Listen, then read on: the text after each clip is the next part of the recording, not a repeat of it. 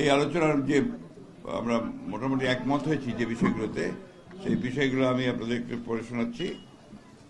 আধিপত্যবাদ, সম্প্রসারণবাদ ও সাম্রাজ্যবাদ, মুক্ত স্বাধীন সার্বভৌম টেকসই গণতান্ত্রিক কল্যাণমূলক রাষ্ট্র গঠনে জাতীয় ঐক্য গড়ে তোলা, দুর্নীতিবাদ, সন্ত্রাসী, খুনি ও টাকা পাচারকারীদের দ্রুত বিচারের আওতায় এনে দৃষ্টান্তমূলক শাস্তির ব্যবস্থা করা, ভোটাধিকার সহ সকল মানবাধিকার রক্ষায় জাতীয় ঐক্যমত গড়ে তোলা, ন্যূনতম প্রয়োজনীয় সংস্কার শেষ করে দ্রুত সময়ের মধ্যে সুষ্ঠু গ্রহণযোগ্য নির্বাচনের ব্যবস্থা করা, দ্রব্যমূল্যের ঊর্ধ্বগতি রোধ এবং সকল অধিকার বঞ্চিত মানুষের অধিকার প্রতিষ্ঠা করা, আইন শৃঙ্খলা স্বাভাবিক করে নিয়ে আসার ব্যবস্থা করা, আওয়ামী ফ্যাসিবাদ বিরোধী সকল শক্তি দেশ পুনর্গঠনে ঐক্যবদ্ধভাবে কাজ করবে।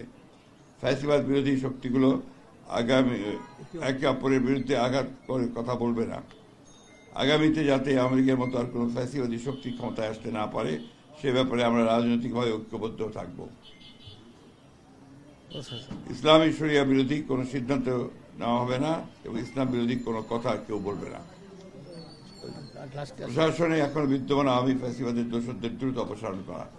এই ছিল আমাদের মোটামুটি আলোচনা করে এই বিষয়গুলোতে আমরা মোটামুটি ঐক্যমতে পৌঁছেছি। ধন্যবাদ। পরে বলে